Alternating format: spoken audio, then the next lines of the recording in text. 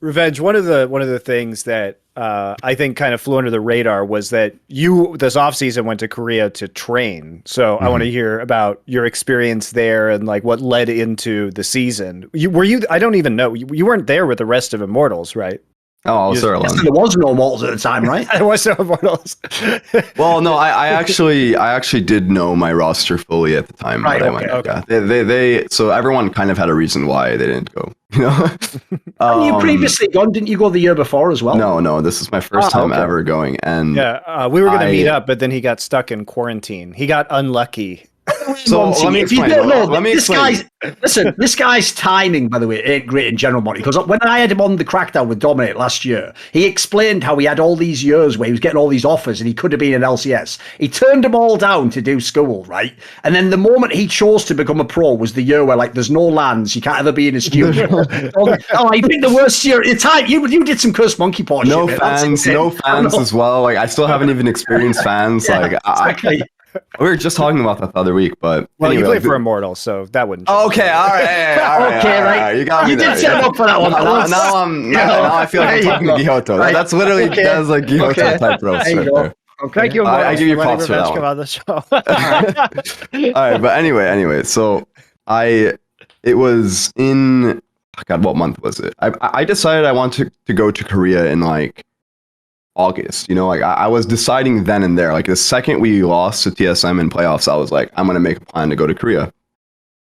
God, what date did I actually end up going? Just to get my timeline right. I just wanted to see really quick. I left in early December. Because you were coming in as I was leaving, and because you got trapped in the quarantine, the government quarantine, we couldn't. Yeah, so I ended up going on November 26th. I just saw right now. So what actually ended up happening is in the beginning of November, Bjergsen reached out to me saying, "Hey, I heard you wanted to go to Korea. Would you want to come with me?" And I was like, "Holy shit, sure. You know what? No one else on my team wants to go." And I'm like, "Bjergsen wants to go? Like, holy shit, that's insane, right?" And he was like, "I'm getting exempt from quarantine. You should try to do it too." And I was like, "That's the thing?" You know, I had no idea that was even possible, right? I got exempted as well. So then I started the process with him, and I basically got connected to these agents and lawyers, and they were doing the whole process. And he was leaving to Korea on, I think it was like the 17th of November. He left, and I was like, he told me, okay, well, their lawyers, all the agents and stuff, they told me, okay, get this ticket on the 17th with him. You know, same plane, everything, so you guys can go together. You should be exempt by then. I started my application process like 4 or 5 days later than him, and that made the difference. That literally screwed me. No. The 17th came, and they told me, okay, it's fine, just cancel your ticket. You'll be exempt in like the next 2 days. Just schedule another ticket in like the next 2 days. So I did that, and then the Korean government apparently just voided my application because of that. Even so, I was told from all the lawyers that wouldn't happen. So I got my application voided, and then they're like, it's going to take another like 10 business days on top of that to just 2 weeks, basically. Which is basically like 3 weeks, right? And, yeah, exactly. And I was like, okay, well, at that point, I'm going to be leaving like mid-December. It's completely not worth it. I'm just going to tank the quarantine. So I left on the 26th, and in the quarantine, though, right? Did you have a PC and stuff? Yes. I got a PC. And league, then at least it's worth it for you. But it was not worth it. Okay, I'm telling you, quarantine is just an absolutely like a Black Mirror episode. Yes. No. It actually is. It actually. You're just like I'm not even. It is actually like fuck. Like I'm not even kidding. I had thank God, only a 10-day quarantine. While I was in the quarantine, they actually changed it to 2 weeks, but I got lucky to just be able to do 10 days. Yeah. So because they also eliminated the quarantine exemption while you were in quarantine. So yes, and that happened too. So it was like a double whammy. So to give you a little bit of insight on what was happening in the quarantine hotel. Well, first off, at 7 a.m. every day, you are woken up by like just a loud ringing, like literally the noise in Squid Game. By the way, I'm not even memeing. It's not like a joke. Like the literal noise in Squid Game. Yeah, the siren noise wakes you up at 7 in the morning, and it's announcing to you that is your first meal coming to your door. And I'm like, are we in the wrong Korea? What the fuck are you talking about? So I'm like, I'm like, okay, well, that's fine, right? My first meal came and it was extremely cold, right? Like extremely cold. And I'm like, okay, this is just the first meal, unlucky, whatever, right? I called the front office. I told them, hey guys, my food is like really cold, right? And they're like, we'll make it warm next time. No worries, right? Food comes again at 2 p.m. It is like an icicle, literally an icicle. And I'm like, what the hell is going on? And I didn't actually realize, but I was on the top floor of the quarantine for some reason. And you must just be last in the line, I'm guessing, right? No, sorry. No. I was like not on the top floor. I was on like second, so like one below the top floor. Okay. And the way the siren works, like you don't actually hear them drop off the food. Like I don't know when the food's coming. It comes like between 1 to 2 p.m. Right, the lunch. All right. And what actually happens is I will be playing a solo queue game, right? And then I hear the ringing, the noise, right? And that's just announcing that they have finished delivering all the food. Oh, right. So there was like a knock that was subtle or something you didn't hear. They don't even knock. No, they don't knock. They don't even touch your door. Are you kidding me? That's just they literally like they walk around in like a hazmat suit in there too. Like they're really serious. Like Korea's really serious with this, you know. Not anymore. They're giving up now, but sure. Okay. Well, it was, you know, when I was there, and they drop off the food for me, and I wouldn't even know it's out there. It could be out there for 30 minutes, and then to top it all off, the halls they actually blast extremely like strong and cold air in the halls. I don't know why. I think it's like a sanitary thing. I don't understand why, but the hall is like maybe like 30 degrees in Celsius. I'm not sure what that is in Celsius, but like it's cold. It's really cold in the halls, you know? And yeah, I found that out by like the 5th or 6th day, you know? So I would kind of like hunt by the door, like listening for my food around that time. I was like kind of losing my mind. But anyway, either way, what really bothered me was so Impact was in Korea, and he told me he would help me out with the food situation, and he did. He sent me like 20 cup ramens, like literally saved my life. Those cup ramens saved my life, you know. But he tried to order me fried chicken to the hotel, and the delivery guy comes to the hotel, and I'm like an hour away from Seoul. If you guys don't know, the hotels in some of the quarantine hotels, yeah, they're in Incheon. They're really far from Seoul. But either way, he ordered me the fried chicken, and the guy came all the way to the hotel, and they just said that they called me, and they're like, you actually can't bring warm food to your hotel. You can only bring packaged food. And I was like, come on. Oh shit. So it makes no sense, by the way. It makes zero sense. So I'm just, explaining what happened to me. And yeah, so then I was like, okay, well, I guess I'm just eating cup ramen for the next, I literally was eating cup ramen for 7 days in a row. And I'll never forget. So what actually happened was I left quarantine, and Bjergsen was still in Korea for 4 days. So I stayed with him in his hotel, and I basically took over the hotel when he left, right? And I'll never forget leaving the quarantine, and Bjergsen takes me to my first restaurant, and takes me to this. You'd come out of prison. Yeah. He takes me to this. Crying. He takes me to this soup place. Almost at the end of Shawshank Redemption, when he comes out of that pipe. Was that what it was like coming out of quarantine and having a real food? You know. It takes me to this soup place, and I'm just eating it, and I'm just and he's just watching me yeah, it's pretty good, huh? I'm not even talking. I'm just eating. I'm this is the first warm food I've had in weeks. It was just so funny. We went on a hike after as well, and I was fatigued, I was sitting down for 10 days straight, not even moving around. I mean, I was doing some exercises and stuff, but it's not worse really than walking, because they won't even let you go to the yard, man. Oh yeah. There's no yard time, So I was actually we went on a hike. I don't even know how I accepted the hike. I just said, okay, he wanted to go on a hike, and I was like, oh, let's go. We went to it's that place where you could see all of Seoul. It's on the very top. God, what's it called? Is it Namsan? Yeah, it must be that. Yes, surely. Yes, it must Namsan. be that. Yeah. And it's when you go in the elevator, and there's this funny graphic while you're going up the elevator. Yes. It's blasting you off to the space or whatever. Yes, that that's one. Namsan. Yeah. Namsan, yes, Namsan. And the hike there it's a pretty decent hike. Yeah. Yeah, I used to live at the hike, bottom of that mountain, so you could just walk up from the bottom of my neighborhood all the way up to the top. It was great. Yeah, so we went on that hike, and I was literally dying. I don't know. I was It's funny because like Wolf, the LCK caster, had to do the quarantine when he like came back. One of the times earlier on in the pandemic, and it was 14 days at the time. And if you want, you guys can go check out on his YouTube channel. He did this like MTV Cribs style YouTube video about his quarantine hotel. It's really funny. But I had to call. I spent like hours talking to him on video chat because I was trying to save his sanity.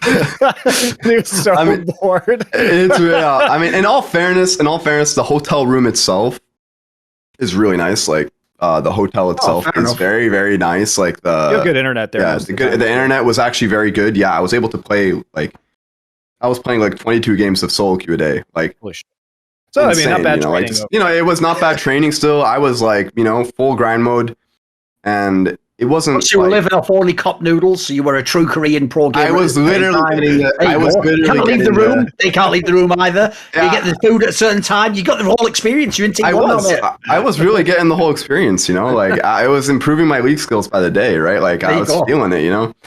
And yeah, it was still like a life experience for sure. But I would say so. What got worse for me in Korea was actually after Bjergsen left. The only person I then would hang out with was Impact occasionally. Like he would come in because I was basically in a 2-bedroom hotel, so he would come play sometimes on Bjergsen's setup next to me and then just stay over. And we did that for a couple, 2 or 3 nights. But other than that, like I was there for almost a full month, So I didn't speak. I don't speak any Korean. Actually, I did also hang out with Ashley King a few days. I think we also did an interview. I don't know when that will come up, but I did get an interview with her, and that was really fun. And she showed me around Seoul. But other than that, I was pretty much alone. And I've never actually experienced being alone in a foreign country before, like not speaking the language or anything. I would actually just kind of go out and go to like a random restaurant and just try the food, and sometimes it would be good. Like, fun. I'm sorry. Let me rephrase. The food would always be good, but the actual experience sometimes would be really awkward because I don't know what they're trying to say to me, and then we just have these Google Translate conversations, and it's just so bad. Like I was just. To be fair, that's a lot better than when I moved there, where that didn't even exist. So oh my gosh! I can't imagine. The fuck out and fun signs in this one. I would just point galbijim. Give me any galbijim, I will eat it. No, that's part of the fun though. And I don't eat pork. I'm sorry because like if usually Doa was there too at the same time, and usually we take care of people like you once you're there, so that you can kind of learn some stuff and get a hang of it. But yeah, it was honestly like an insane life experience. It was stressful at times, but and obviously I was grinding the Korean solo queue at the same time, which was obviously at the time like still significantly better practice than NA solo queue, but also really. It was off-season Korean solo queue, which people don't know is just also significantly lower quality than actual like during season Korean solo queue, where like most of the pros are grinding and like trying to get for number one. People are actually trying. Like it's like I said, it's still better than NA solo queue because NA solo queue is like 30-minute queue time still, and like no one's trying at all, right? But in Korean solo queue, there's still people like trying and stuff, but there's just a lot more griefers around that time period for sure. Like there were just streaks of games where people are just like running down my lane, like they lose lane bot like the first 2 minutes or something, they just open down my lane, like they just start running top, ruining my game like 5 games in a row. I got some of them recorded. Like it was just so comical. Like and I'm just like holy shit. Elo as well. Oh yeah, this is like Grandmaster. Yeah, it's not even like so it's like. It's a mental test. I told myself when I go back to NA solo queue, I think it's going to be really hard to tilt me as hard as I got tilted in Korean solo queue, just because of like the people giving up. Like now when I play in NA solo queue, I actually type a lot less. I rage in general, just like even to myself, just a lot less, just because like I just know it could be more tilting. It could be more tilting, like. And that's not saying Korean solo queue is bad, because it was still better. That's the thing. It just had a lot lower lows, a lot lower lows. But believe me, when I got the actual challenger games, the like really high elo games, like they were mind blowing. They were mind blowing. Like it's just so worth it. Like it made all the bad games not matter as much. Like, just because, like, I mean, everyone's laning is just better. The team fighting, the team play in general is just insane for a solo queue game. Like, you don't even see some of this team play in, like, you know, in scrims sometimes, you know, like, for sure. It's really insane. Like, I was you really get challenged. the experience, right? Years and years and years and years ago, I did like an AMA on the League of Legends subreddit. And when someone asked the obvious question of like, you know, make like a super team, you know, like 5 players or whatever, because back then especially, like you could pick players like, you know, maybe I had like an EU mid laner, but then I had like, you know, like fucking Mad Life was like the support. So because back then, if you're making this hypothetical theme, obviously the problem it would have is they wouldn't all be able to communicate. I've said this famous line that was like, if you're like a truly great player, you know, it's sort of like you understand the language of the game though, which sounds to a pleb like flowery, but it's sort of true. Like, 'cause I've heard for everyone who goes to Korea who doesn't speak Korean and can't type Korean or read it, that's what you basically do. Like, you sort of just, you can just sort of like intuitively tell what you should do in the game, and you just sort of go to that area. You just figure it out eventually. You kind of don't need comms if you actually play right, yeah? Okay, so I will say that for the most part, yeah, you don't really need comms to play at a high level, but there's a big difference, and this is what separates it when you actually enter pro play, is when the enemy team actually has, we'll just say, at least 3 players with a really good mind of how to play the game in macro sense and just team play sense at all. These players can actually plan things 2 to 3 minutes in advance, right? And if you can't compete with that in the moment, which most people can't, right? That's when you fail as a team, when you don't have communication, like at a high level. And that just goes for like even teams like who are just struggling, right? Like if you actually could listen to some of the top teams' comms, like say, I don't know, Team Liquid's comms, right? Even Cloud9's, like I'm sure that there's players on those teams who are consistently, you know, planning things minutes in advance, right? And if you actually can't compete with that as a team, then you're going to fail. And I think that in a way is why comms are still really important in team play, right? Like this whole League of Legends is a language thing. It's true. It is, right? Like you don't actually need in the moment to, it's very easy to express what you want to do, you know, in the next 30 seconds, for example, right? Like, you know, say, hey, I'm going to go push my wave and come to Dragon or something, right? Or stuff like that, right? But when it's like, we just completed a team fight, I want you to go push top, I'm going to come give you top vision, and then we're actually going to fight in their top jungle when their camps are spawning. That's like a minute and 30 seconds in advance, for example. And if you on the other team can't go, oh guys, we just lost this fight, they're going to push top and contest our top camps, we actually need to go there as 5 and defend it, or we're going to lose the game because you don't have TP or whatever if you go bot. If you can't do that, then you just lost the game. You know, like, and I think that you do need to be on the same, in some degree, the same language level to be able to like coordinate plays like that. Because if you're not, like, by the way, was anyone trying to intentionally int you because you're a foreigner playing on the account? Like, did anyone see the name written in English? No, that happens. That's the thing as well. I have a screenshot somewhere of someone going, Alfari number one, revenge sucks. And he was playing Yuumi, and he just attached to me the entire game. And just, like, and I'm a top laner. So to put it in perspective, wouldn't that help you be better? I don't know how the hell he knows Alfari or me. I don't know if he just, like, Googled me. Because it all went downhill. I name changed myself to IMT Revenge at some point. And it was a mistake. It was honestly a huge mistake. Like, there was like 2 games. It was only like 2 games where I got griefed for that. And one of them was that game, just some random person like spamming Alfari's number 1. I don't understand what was going on there. And he was attaching to me as Yuumi the whole game. And I was just losing my mind. And then there was just another game where, like, I was just playing, like, it was like 5 minutes in the game. And the guy just asked, like, are you LCS Pro? And I said, like, yes. And then, he just started, like, inting me for the whole game. Like, I love it. I just love the idea. That's like the only trigger they need to just become like the activated, like fucking Cold War era Soviet age. Like, I will now int the game. Like, yes. I think I was losing. Like, I think I was like slightly losing lane or something. Like, I don't understand what triggered it. Like, I think it was my jungler, you know, and He just asked, "Are you pro?" You know, I love LCS. it. I love that. I know. I love it. And I just like, I was like, okay.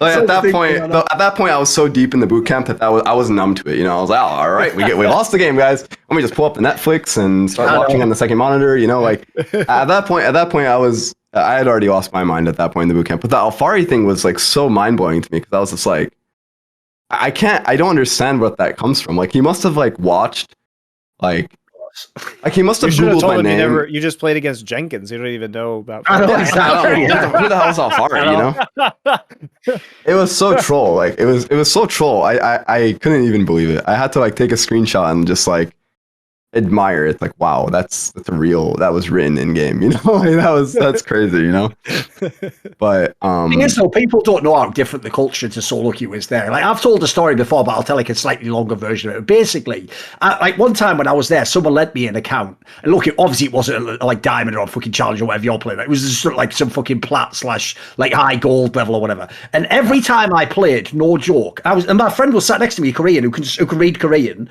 Like I would play, and then like I would like let's a random game. I play support, right? So let's say I played and I was playing like I don't know Thresh. I tried to pick stuff that you can play on your own. You know, I thought like I'll pick a champion that can save people and get out of trouble in case they can't come with me. You know. So when I would play, if I would just miss like one fucking hook at level 3, they would type. My own team would type to me in team say, and I would go, "What did they say?" They go, "Oh, he's calling you a bitch."